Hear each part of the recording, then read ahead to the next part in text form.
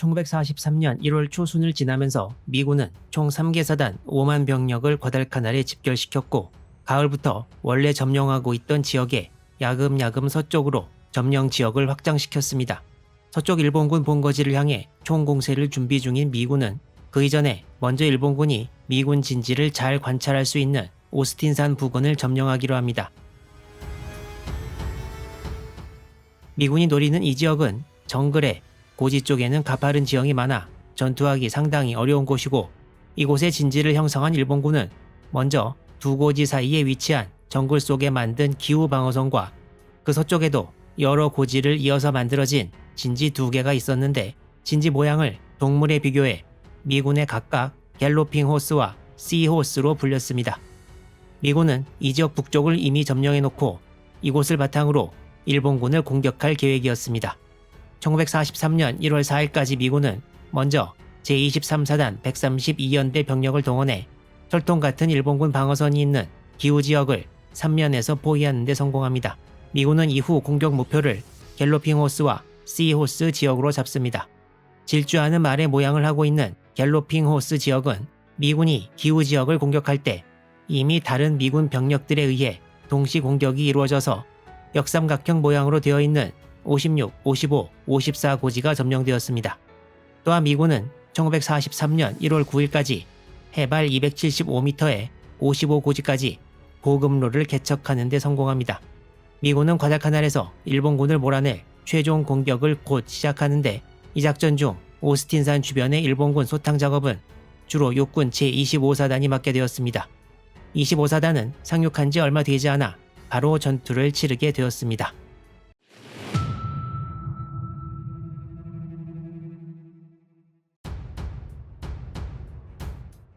미육군 제25사단을 이끌고 있던 사단장은 제이 로턴 콜린스 소장이었습니다. 이 사람은 1896년생으로 1942년에 46살로 25사단장이 되어서 당시 미육군 최연소 사단장이었습니다. 당시 25사단 마크를 보면 번개 모양이 있었고 그래서 25사단의 별칭도 트로픽 라이트닝, 번역하면 열대의 번개였는데 콜린스 사단장의 별명도 이와 비슷하게 라이트닝 조어였습니다. 이후 1944년에 콜린스 소장은 제7군단장이 되어서 유럽에서 독일군과 싸우게 되고 한국전쟁 때는 미육군 참모총장을 지내기도 했습니다.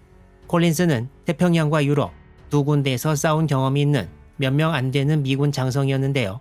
본인의 경험에 비추어 볼 때 독일군이 일본군보다 전투 역량이 훨씬 더 뛰어났지만 끈기나 근성은 일본군이 독일군보다 더 나았다고 말하기도 했습니다. 1943년 1월에 과달카날 오스틴산 전투가 콜린스 장군의 첫 번째 실전 경험이었습니다.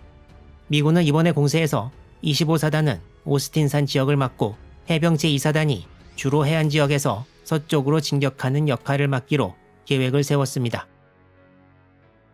당시 미군은 오스틴산 주변의 일본군에 대해 정확한 정보는 가지고 있지 않았습니다. 현재 점령하고 있는 고지들의 남쪽 부근 그리고 기후 지역에 일본군이 있다는 것이 전부였습니다.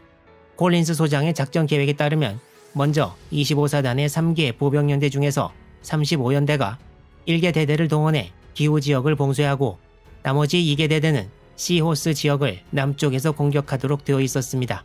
그리고 27년대가 북쪽에서 갤로핑 호스 지역을 공격하도록 했습니다. 27년대와 35연대는 53고지에서 서로 만나 나머지 일본군을 소탕하게 됩니다. 161년대는 후방에서 예비부대로 대기하게 되었습니다.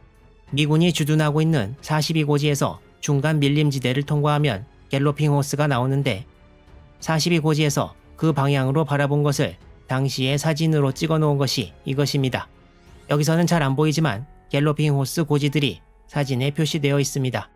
미군은 이번 공격에 포병 전력을 충분히 동원해서 요소요소에 배치했고 공격에 앞선 예비 포격 예정 시각은 1월 10일 오전 5시 50분이었습니다. 이 지도는 갤로핑 호스 지역을 좀 더 확대해서 나타낸 것입니다. 1월 10일 오전 6시 30분경부터 공격을 시작한 27년대 1대대는 핸더슨 비행장의 캡터스 항공대와 포병대의 도움을 받아 오전 11시 40분경 일본군의 약한 저항을 물리치고 57고지를 점령했습니다. 그리고 같은 시각에 공격을 개시한 27년대 3대대는 남하에서 말의 몸통 부분을 훑고 지나가면서 일본군을 공격하게 되어 있었습니다. 여기서는 52고지가 가장 높은 고도를 가지고 있었고 일본군의 저항이 심하리라 예상되었습니다. 따라서 3대대는 좌측과 우측의 양쪽에서 52고지에 접근해 점령하는 작전을 시도하게 됩니다.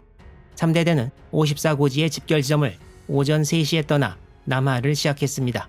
공격 개시 후 얼마 안 되어 3대대의 L중대가 일본군의 저항이 미미했던 50, 51고지를 점령합니다. 미군은 그대로 51고지에서부터 52고지를 공격하지만 여기서 일본군의 큰 저항에 맞부딪히고 일단 공격을 중지합니다. 52고지를 북쪽에서 공격했던 부대는 3대대의 I중대였지만 역시 일본군의 완강한 저항에 공격을 중지할 수밖에 없었습니다. 미군은 1월 10일 오후에 다시 52고지에 대한 공격을 시도하는데 이번엔 야포와 항공기의 폭격 지원까지 받았고 결국 오후 4시 35분에 남아있던 6개의 일본군 기관총 진지를 파괴하고 30여 명의 일본군을 사살한 다음에 52고지를 점령하는 데 성공합니다. 미군은 공격 개시 첫날 갤로핑 호스의 절반 이상을 큰 인명피해 없이 성공적으로 점령했고 다음 날에 공격을 준비했습니다. 위에 나온 고도 3650m 정도에서 찍은 당시의 항공사진을 보면 갤로핑 호스의 고지들과 주변 지역의 지형을 자세하게 볼 수 있습니다. 실제 항공사진으로 보면 이 지역이 정말 달리는 말과 비슷하게 생겼다고 생각되기도 합니다. 이제 미군에게 남은 목표물은 말의 머리 부분이라고 할 수 있는 53고지. 하지만 이 지역에 대한 마지막이 될 공격을 준비하던 미군에게 뜻밖의 일이 터집니다. 이 지도는 1943년 1월 10일 갤로핑 호스에 대한 공격이 끝난 뒤의 상황입니다. 27년대 1대대가 남하에서 말의 앞다리 쪽인 57고지를 점령했고 27년대 3대대가 일본군의 저항이 강했던 52고지를 점령했고 뒤쪽의 50, 51고지는 연대 예비대였던 2대대가 지키는 상황입니다. 1월 11일이 되고 3대대가 일본군이 아직 점거하고 있는 53고지 공격을 준비하고 있을 때 지휘부는 병사들에게 배분할 식수가 매우 모자람을 발견합니다. 남위 9도 정도의 위치에 있는 과달카날은 12달 내내 평균 최고 기온이 30도를 약간 넘습니다. 지금 공격이 이루어지고 있는 1월 초순에도 마찬가지인데요. 미군 기록에는 원래 후방의 55고지 근처 식수원에서 가져오는 물의 양이 충분했지만 식수를 전방으로 운반하는 사이 후방에 있는 부대가 이를 전용해버린 것 같다고 추측합니다. 그리고 원래 솔로몬 제도와 과달카날에는 하천과 샘 등이 풍부해서 식수로 이용할 수 있었지만 갤로핑 호스 지역에서는 찾아볼 수 없었습니다. 전투가 벌어지고 있던 오스틴산 부근 고지에서는 부상병도 이런 방식으로 후송해야 할 정도로 물자를 나르기에 편한 환경은 절대 아니어서 공격을 앞둔 3대대 쪽으로 식수를 다시 운반해 오는 것도 쉬운 일이 아니었습니다. 3대대 병사들은 1월 10일에 공격을 시작할 때 각 병사가 수통 하나 분량의 물만 휴대했고 하루 동안 먹고 남은 물과 함께 11일 공격을 시작해야 할 처지였습니다. 27년대 3대대는 1월 11일 이른 아침에 공격을 시작하도록 되어 있었으나 식수 문제 때문에 오전 9시까지 공격을 못하고 기다렸지만 물은 오지 않았습니다. 결국 미군은 식수 문제가 해결되지 않은 채로 53고지에 공격을 시작합니다. 3대대는 두 방향으로 나누어 53고지에 공격을 시도하나 기관총과 박격포를 이용한 일본군의 완강한 저항에 부딪힙니다. 식수가 없는 채로 공격에 돌입한 병사들은 전투가 진행되면서 심한 고통을 겪게 되었습니다. 2차 대전 때 미군 보병소대는 보통 장교 포함 40명에서 45명으로 구성이 되어 있었던 것 같은데요. 이날의 기록에 의하면 식수 부족으로 인한 심한 갈증으로 어느 소대는 정오경에 전체 인원 중에서 10명만 의식이 있었다고 합니다. 오후로 접어들면서 그날은 더 이상 공격이 불가능하다는 것이 명백해졌고 결국 미군은 1월 11일에 53고지 공격을 포기하고 물러납니다. 지칠 대로 지친 27년대 3대대는 후방의 54, 55고지로 퇴각했고 다음 날로 계획된 53고지에 대한 재공격은 후방의 예비부대로 있던 2대대가 맡게 되었습니다. 2대대가 있던 50, 51고지 지역에는 같은 사단의 161년대 1대대가 대신 들어옵니다.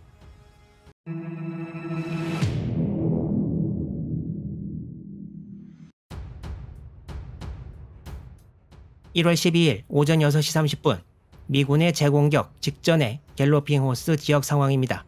새로 전선에 투입된 27년대 2대대가 일본군 53고지 점령을 위해 공격을 시작하지만 53고지 앞에 위치한 심스 능선에서 일본군의 완강한 저항에 부딪혔습니다.